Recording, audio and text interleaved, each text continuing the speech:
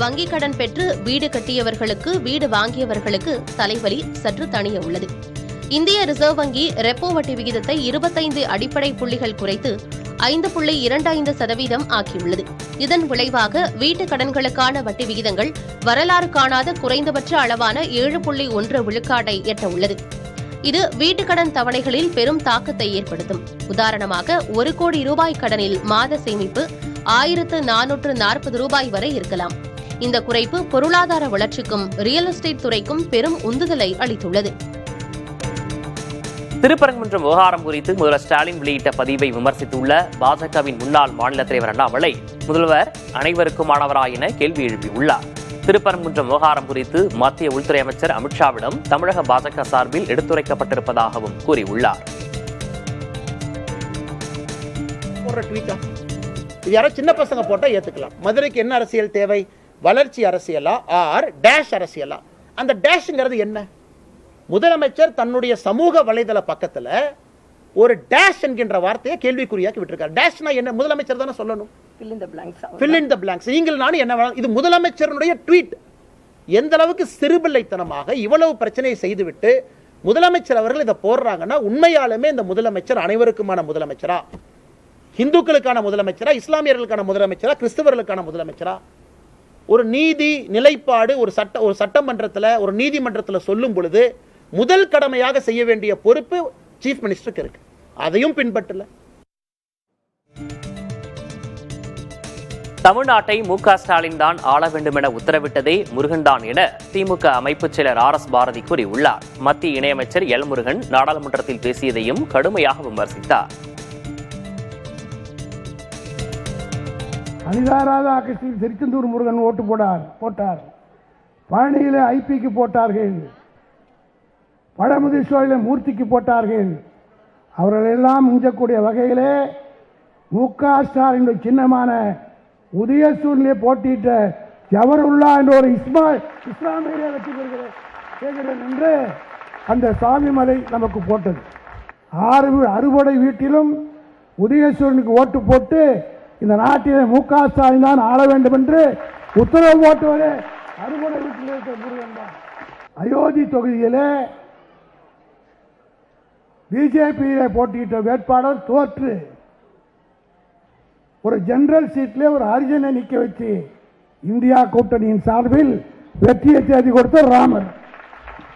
இப்ப ராமரும் எங்க பக்கம்தான், முருகனும் எங்க பக்கம்தான். முருகராலும் ராமராலும் விரட்டி அடிக்கப்பட்டவர்கள் தான் மோடியும் அமித்ஷாவும். ராமநாதபுரம் மாவட்டம் முதுகுளத்தூர் அருகே அரசு பள்ளி வகுப்பறையில் மேற்கூரை வழியாக மழைநீர் ஒழுகும் அவலம் நிலவுகிறது. கிடாத்திருக்கை கிராமத்தில் அரசு உயர்நிலைப் பள்ளி செயல்பட்டு வருகிறது. இங்கு 2008ஆம் ஆண்டில் கட்டப்பட்ட வகுப்பறை கட்டடத்தில் மேற்கூரை வழியாக மழைநீர் ஒழுகும் அவலம் உள்ளது. வகுப்பறை சுவர்களில் கை வைத்தால் மின்சார கசிவை உணர்வதாகவும் புகார் எழுந்துள்ளது. அங்குள்ள கணினிகள் உள்ளிட்டவை தார்பாய் போட்டு மூடி வைக்கப்பட்டுள்ளன. மாணவர்கள் தற்போது சமுதாய கூடத்தில் கல்வி பயிலும் நிலையில் புதிய கட்டடம் கட்டித்தர அப்பகுதி மக்கள் கோரிக்கை விடுக்கின்றனர். இதுகுறித்து மாவட்ட கல்வி அலுவலரிடம் கேட்டபோது பள்ளி சீரமைப்பிற்கு 5 லட்சம் ரூபாய் ஒதுக்கீடு செய்யப்பட்டுள்ளதாகவும் மழைக்காலம் முடிந்தவுடன் பணிகள் தொடங்கும் என்றும் தெரிவித்தார். சென்னை முகப்பேர் பகுதியில் உள்ள அரசு மாதிரி மேல்நிலைப் பள்ளியில் கடந்த 4 நாட்களாக தேங்கிய மழை நீர் இன்னும் வடியாமல் உள்ளதால் அந்த பள்ளிக்கு இன்று விடுமுறை விடப்பட்டுள்ளது. விஷ ஜந்துக்கள் பள்ளிகளுக்குள் வரக்கூடும் என்றும் கொசு உற்பத்தியால் காய்ச்சல் போன்ற நோய் அபாயம் இருப்பதாகவும் மாணவர்களும் பெற்றோரும் அஞ்சுகின்றனர். மழைக்காலங்களில் இதே நிலை நீடிப்பதாகவும் அரையாண்டு தேர்வு தொடங்குவதற்கு முன் தண்ணீரை வெளியேற்றி வளாகத்தை சீரமைக்க வேண்டும் என்றும் கோரிக்கை எழுந்துள்ளது.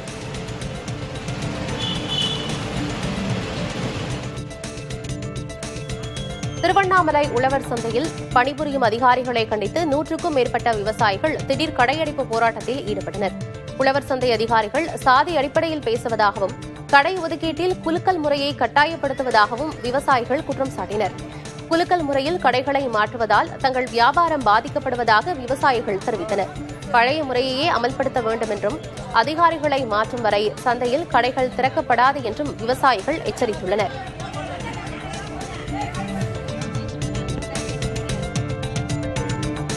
சென்னை கோயம்பேடு சந்தையில் வரத்து அதிகரிப்பால் காய்கறிகள் விலை குறைந்துள்ளது. கத்தரிக்காய், வெண்டைக்காய் உள்ளிட்ட காய்கறிகள் கிலோவுக்கு 10 ரூபாய் முதல் 20 ரூபாய் வரை குறைந்துள்ளது.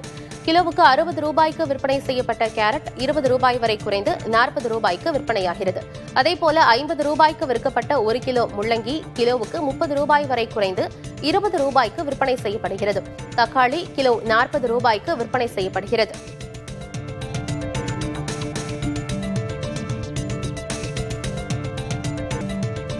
சென்னையில் ஆபரண தங்கத்தின் விலை இன்று சவரனுக்கு 320 ரூபாய் உயர்ந்து 96,320 ரூபாய்க்கு விற்பனை செய்யப்படுகிறது. அதன்படி தங்கம் விலை கிராமுக்கு 40 ரூபாய் உயர்ந்து 12,040 ரூபாய்க்கு விற்பனை செய்யப்படுகிறது. அதேபோல் வெள்ளி விலை கிராமுக்கு 3 ரூபாய் உயர்ந்து 199 ரூபாய்க்கும், கிலோவுக்கு 3,000 ரூபாய் உயர்ந்து 1,99,000 ரூபாய்க்கும் விற்பனை செய்யப்படுகிறது.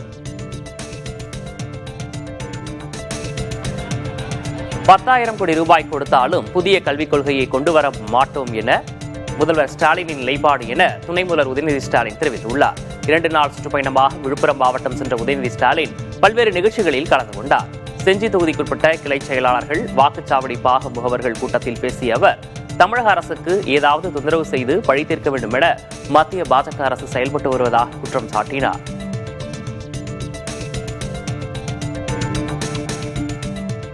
திருவாரூர் மாவட்டத்தில் தொடர்ந்து பெய்த கனமழை காரணமாக 70,000 ஏக்கர் சம்பா, தாளடி பயிர்கள் நீரில் மூழ்கின. குறுவை அறுவடை முழுவதுமாக நிறைவடைந்து 3,75,000 ஏக்கர் பரப்பளவில் சம்பா, தாளடி சாகுபடி பணிகள் நிறைவடைந்தன. இந்த நிலையில் மழைநீர் கடந்த 10 நாட்களாக வடியாததால் 70,000 ஏக்கருக்கும் மேலான பயிர்கள் கடுமையாக பாதிக்கப்பட்டுள்ளன. இதற்கு தமிழக அரசு உடனடியாக இழப்பீடு வழங்க வேண்டும் என பாதிக்கப்பட்ட விவசாயிகள் கோரிக்கை விடுத்துள்ளனர். நட்டதுலேருந்து தண்ணி மூலி இந்த ஏரியா வடியலை, இந்த ஏரியிலேருந்து சரியான வடியல் இல்லை, எங்களை அழிவு நிலையில் எல்லாம் இருக்குது. குருவிக்கு எங்களுக்கு கணக்கு எடுத்தாங்க, உரிய நடவடிக்கை எடுத்து எங்களுக்கு உதவி செய்கிறேன்னு சொல்லி தமிழ்நாடு சொல்லியிருந்தாங்க. அதுக்கு உரிய நடவடிக்கை எடுக்கலை. நீலகிரி மாவட்டத்தில் கடும் பனிமூட்டம் நிலவுவதால் மக்களின் இயல்பு வாழ்க்கை பாதிக்கப்பட்டுள்ளது. குன்னூர், கோத்தகிரி, குந்தா போன்ற மலைப்பகுதிகளில் நிலவும் பனிமூட்டத்தால் குளிரின் தாக்கம் அதிகரித்துள்ளது. தேயிலை தோட்ட பணிகளுக்கும் மலைத்தோட்ட விவசாய பணிகளுக்கும் செல்வோர் அதிகாலையில் சிரமத்தை எதிர்கொண்டனர். எதிரே வரும் வாகனங்கள் தெரியாத அளவிற்கு பனிமூட்டம் நிலவுவதால் வாகன ஓட்டிகள் முகப்பு விளக்குகளை எரியவிட்டவாறு செல்கின்றனர்.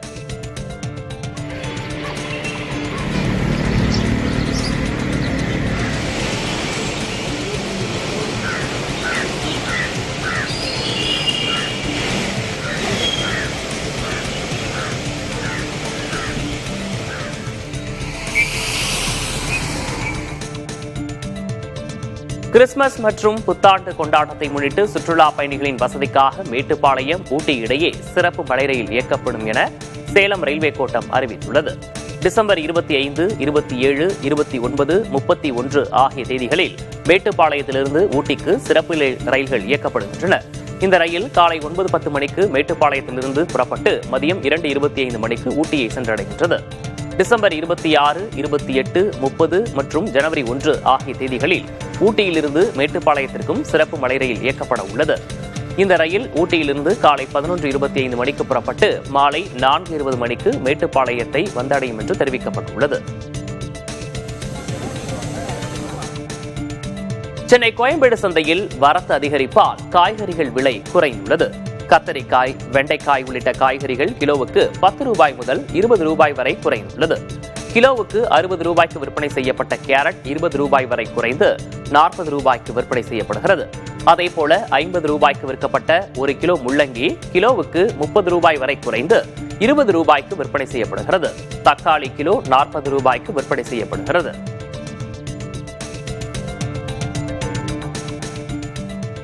சேலம் மாவட்டம் எடப்பாடி அருகே உள்ள கொங்கணாபுரம் ஆட்டுச்சந்தையில் 5 கோடி ரூபாய்க்கு வர்த்தகம் நடைபெற்றது. சேலம், தருமபுரி, ஈரோடு, நாமக்கல் உள்ளிட்ட மாவட்டங்களில் இருந்து சுமார் 7,000 ஆடுகளை விவசாயிகள் விற்பனைக்கு கொண்டு வந்தனர். தமிழகம் மட்டுமின்றி கேரளா, ஆந்திரா, கர்நாடகா மாநிலங்களில் இருந்தும் வியாபாரிகள் வந்து ஆடுகளை வாங்கி சென்றனர். தரத்தை பொறுத்து ஒரு ஆடு 6,500 ரூபாய் முதல் 40,000 ரூபாய் வரை விற்பனையானது.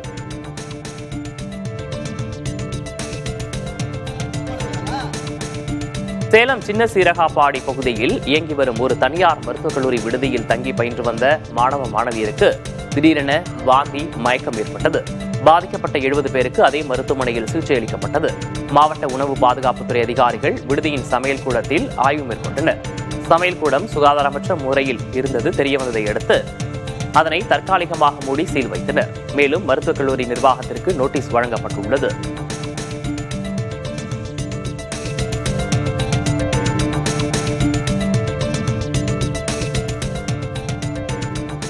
பாபர் மசூதி இடிப்பு தினத்தை முன்னிட்டு நெல்லை மாவட்டத்தில் பல பகுதிகளில் கடைகள் அடைக்கப்பட்டுள்ளன.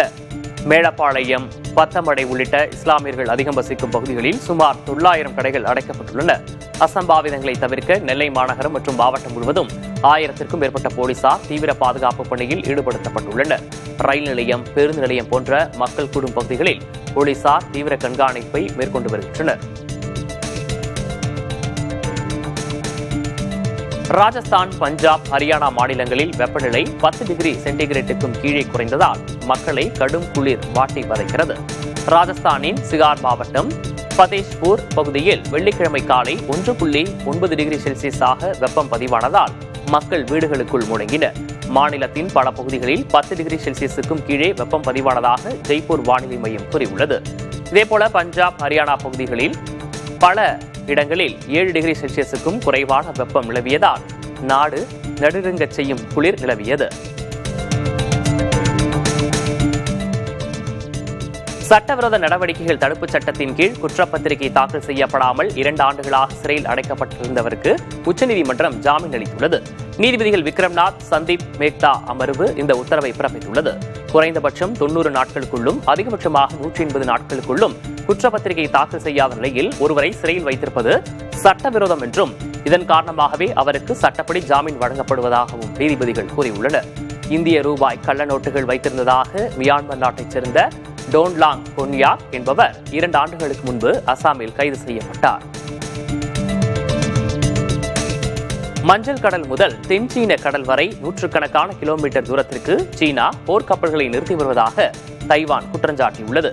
அந்நாட்டின் அதிபர் அலுவலக செய்தி தொடர்பாளர் கரேன் குவோ ராணுவ நடவடிக்கைகளுக்காகவே சீனா போர்க்கப்பல்களை நிறுத்துவதாகவும் தெரிவித்துள்ளார். தைவானை தனது ஒரு பகுதியாக சீனா கொண்டாடி வருகிறது. இந்த சூழலில் சீனாவின் நடவடிக்கை இரு நாடுகளிடையே பதற்றத்தை அதிகரித்துள்ளது.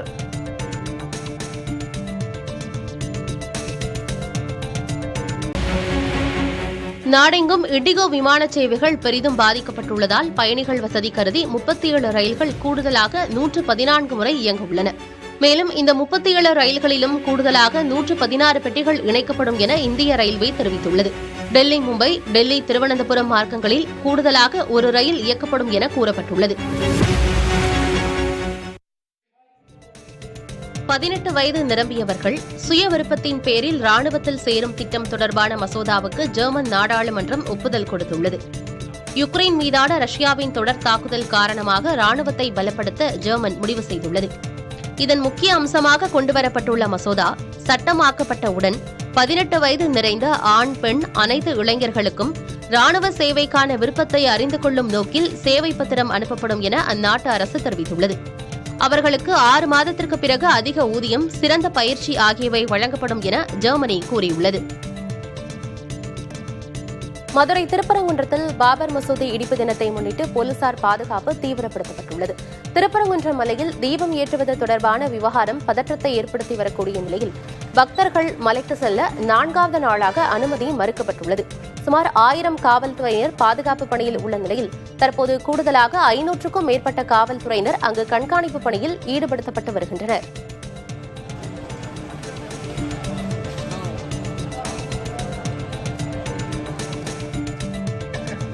காஞ்சிபுரம் ஏகாம்பரநாதர் திருக்கோயிலில் சுமார் 25 அடி உயரம் கொண்ட புதிய தங்கத்தேர் உருவாக்கும் பணி நிறைவடைந்துள்ளது. 1600 அடி பர்மா தேக்கு மரத்தால் செய்யப்பட்டு 2 டன் தாமரத்தின் மீது தங்க முலாம் பூசப்பட்ட இந்த தேரில் குதிரைகள், பிரம்மா, கந்தர்வர்கள் போன்ற அற்புதமான சிற்பங்கள் இடம்பெற்றுள்ளன. ஏகாம்பரநாதர் இறைப்பணி அறக்கட்டளை மூலம் திருப்பணிகள் செய்யப்பட்டு இந்த தேர் இந்து சமய அறநிலையத்துறை அதிகாரிகளிடம் ஒப்படைக்கப்பட உள்ளது.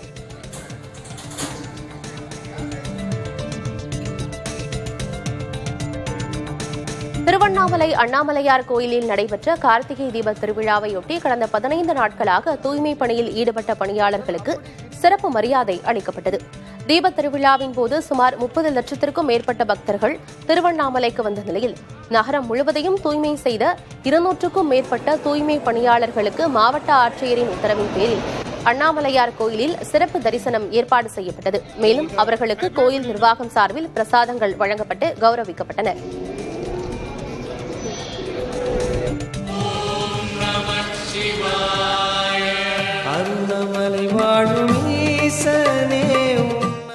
திருவண்ணாமலை அண்ணாமலையார் திருக்கோயிலில் நடைபெற்ற கார்த்திகை தீப திருவிழாவை தொடர்ந்து ஜோதி பிழம்பாக காட்சி தந்த அண்ணாமலையாரை ஆற்றுப்படுத்தும் விதமாக பராசக்தி தெப்பல் உற்சவம் கோலாகலமாக நடைபெற்றது.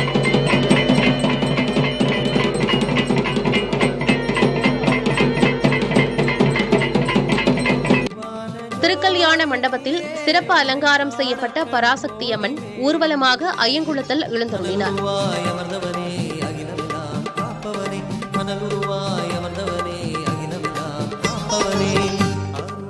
அங்கு வண்ண விளக்குகளால் அலங்கரிக்கப்பட்ட தேக்கு மர தெப்பலில் அமர்ந்து குளத்தை சுற்றி 3 முறை பவனி வந்து பக்தர்களுக்கு காட்சியளித்தார்.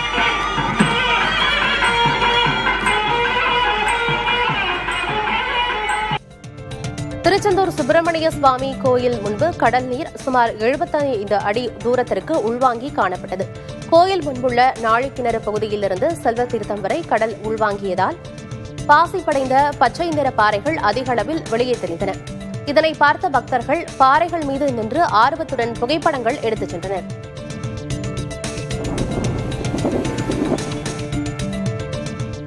திருப்பூர் மாவட்டம் உடுமலைப்பேட்டை திருமூர்த்தி மலையில் உள்ள பஞ்சலிங்க அருவியில் நீர்வரத்து அதிகரித்து காணப்படுவதால் சுற்றுலா பயணிகள் குளிப்பதற்கான தடை நீட்டிக்கப்பட்டுள்ளது. குருமலை மற்றும் குளிப்பட்டி போன்ற நீர்பிடிப்பு பகுதிகளில் தொடர்ந்து மழைப்பொழிவு இருப்பதால் 4வது நாளாக குளிப்பதற்கு அனுமதி மறுக்கப்பட்டுள்ளது. அமனலிங்கேஸ்வரர் கோயில் அருகே உள்ள டோனி ஆற்றில் வெள்ளப்பெருக்கு ஏற்பட வாய்ப்பிருப்பதால் இரும்பு தடுப்புகள் அமைக்கப்பட்டு பாதுகாப்புடன் பக்தர்கள் சுவாமி தரிசனம் செய்ய அனுமதிக்கப்படுகின்றனர்.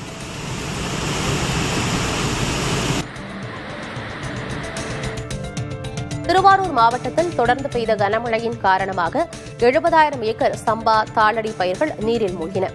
குறுவை அறுவடை முழுவதுமாக நிறைவடைந்து 3,75,000 ஏக்கர் பரப்பளவில் சம்பா தாளடி சாகுபடி பணிகள் நிறைவடைந்தன.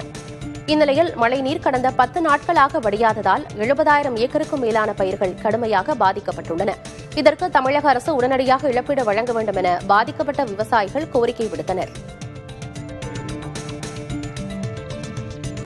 நட்டதிலேருந்து தண்ணி மூலி இந்த ஏரியா வடியலை, இந்த ஏரியிலேருந்து சரியான வடியல் இல்லை, எங்களை அழிவு நிலையில் எல்லாம் இருக்குது. குருவிக்கு எங்களுக்கு கணக்கு எடுத்தாங்க, உரிய நடவடிக்கை எடுத்து எங்களுக்கு உதவி செய்கிறேன்னு சொல்லி தமிழ்நாடு சொல்லியிருந்தாங்க. அதுக்கு உரிய நடவடிக்கை எடுக்கலை. நீலகிரி மாவட்டத்தில் கடும் பனிமூட்டம் நிலவுவதால் மக்களின் இயல்பு வாழ்க்கை பாதிக்கப்பட்டுள்ளது. குன்னூர், கோத்தகிரி, குந்தா போன்ற மலைப்பகுதிகளில் நிலவும் பனிமூட்டத்தால் குளிரின் தாக்கம் அதிகரித்துள்ளது. தேயிலை தோட்ட பணிகளுக்கும் மலைத்தோட்ட விவசாய பணிகளுக்கும் செல்வோர் அதிகாலையில் சிரமத்தை எதிர்கொண்டனர். எதிரே வரும் வாகனங்கள் தெரியாத அளவிற்கு பனிமூட்டம் நிலவுவதால் வாகன ஓட்டிகள் முகப்பு விளக்குகளை எரியவிட்டவாறு செல்கின்றனர்.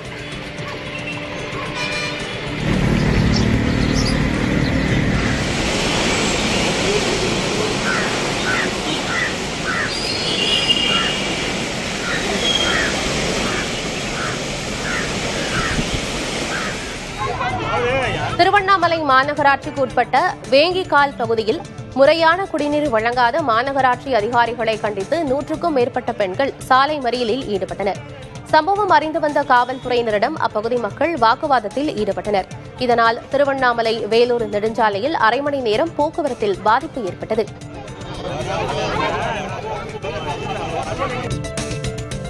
தமிழ்நாட்டில் மத நம்பிக்கை உடையவர்களால் எந்தவித பதற்றமும் ஏற்படாது என தமாக தலைவர் ஜி.கே. வாசன் தெரிவித்துள்ளார். சென்னை ராஜாஜி சாலையில் உள்ள அம்பேத்கர் சிலைக்கு மாலை அணிவித்து மரியாதை செலுத்திய பின்னர் செய்தியாளர்களை சந்தித்த அவர், பதற்றம் என்ற பெயரில் தமிழ்நாடு அரசு நடுநிலையோடு செயல்படாமல் இருப்பது மிகுந்த வருத்தத்தையும் வேதனையையும் ஏற்படுத்துவதாக கூறினார். எந்த மதமாக இருந்தாலும் மத நம்பிக்கை உடையவர்களால் எந்த விதத்திலும் பதற்றம் ஏற்படாது. அவர்களுக்கு ஒரே குறிக்கோள் மதத்தின் அடிப்படையிலே வழிபாடுதான். அப்படி இருக்கும்போது தமிழக அரசு பதற்றம் என்ற பெயரிலே அவர்கள் நடுநிலையோடு செயல்படாதது மிகுந்த வருத்தத்தையும் வேதனையும் ஏற்படுத்துகிறது. அண்ணல் அம்பேத்கரின் நினைவு தினத்தையொட்டி அவரை பிரதமர் நரேந்திர மோடி நினைவு கூர்ந்துள்ளார். அம்பேத்கரின் தொலைநோக்கு பார்வை, சமரசமற்ற நீதி, சமத்துவம் ஆகியவை நமது பயணத்தின் வழிகாட்டியாக உள்ளதாக பிரதமர் மோடி எக்ஸ் சமூக பக்கத்தில் கூறியுள்ளார். அம்பேத்கரின் சித்தாந்தங்கள் வளர்ச்சியடைந்த இந்தியாவை நோக்கிய பயணத்திற்கு வழிகாட்டும் ஒளியாக விளங்கும் என்றும் பிரதமர் தெரிவித்தார். நாடாளுமன்றத்தில் உள்ள அம்பேத்கரின் சிலைக்கு குடியரசு துணைத் தலைவர் CP ராதாகிருஷ்ணன், பிரதமர் மோடி ஆகியோர் மலரஞ்சலி செலுத்தினர்.